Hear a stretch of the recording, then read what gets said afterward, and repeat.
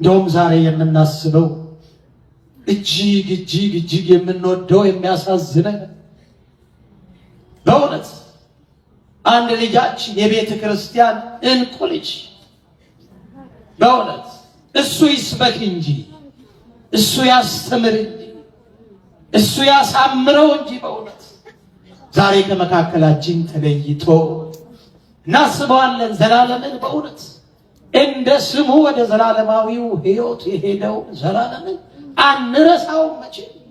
እሱ ይስበክ ያስተምር ያሳምረው እንጂ በእውነት አናለቅስም። ወደ ሕይወት ነው፣ እረፍት ነው፣ ወደ ቅዱሳኑ ነው የሄደው እሱ በእውነት እናስበዋለን እንጂ አናለቅስም።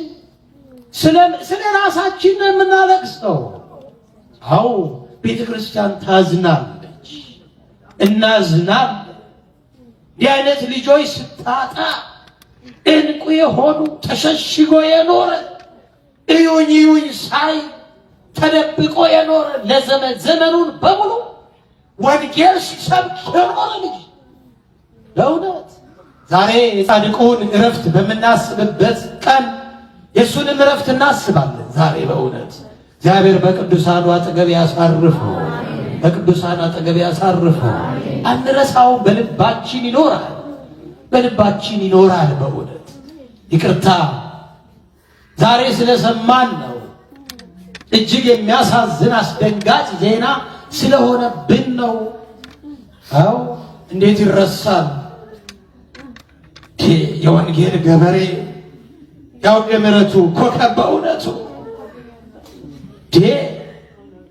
ይናገረው ያስተምረው እንጂ እሱ በእውነት እያበጠረ እያሳመረ እየፈተፈተ የሚያጎርስ ስለ ብዙዎች ቅዱሳን እሱ ሲናገር ኖሯል።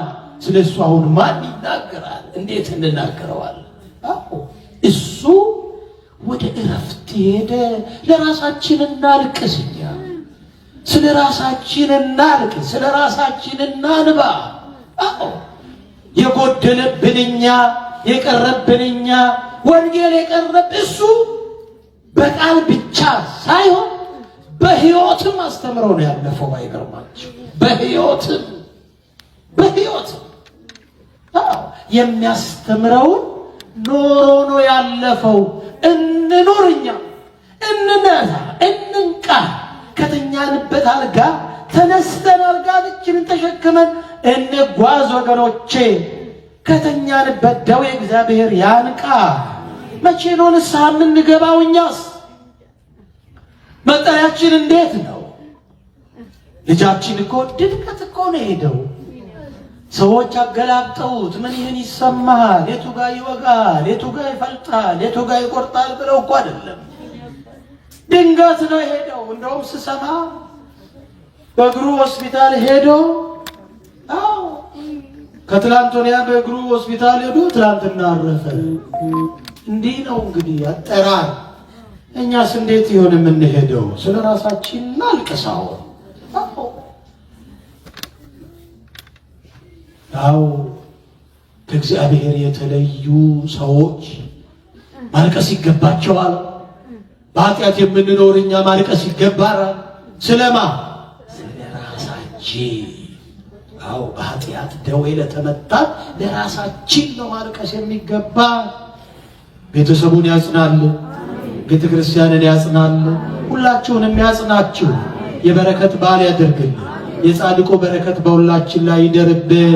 ከአልጋችን እንድንነሳ እንንቃ። እንግዲህ ይብቃ መራኮት፣ መተራመስ፣ መጠላላት። ፍቅር ጠፋ። የምንሰማው ዜና ሁሉ ጦርነት፣ መከራ፣ መገዳደል፣ መሞት። ክርስቲያኖች እያለቁ እኮ ነው። ዘመኑ አጠረ እንዴ? ዘመኑ ደረሰ እንዴ? የሚያሰኝ ነው በእውነት። እናልቅስ፣ እናንባ፣ ንስሐ እንግባ። ጊዜው አጭር ነው። የሁላችንም ቀን ጊዜው እየሮጠ ነው። እንደ ሸማኔ መወርወር ከሸማኔ መወርወሪያ ይልቅ እየፈጠነ ነው ዘመኑ።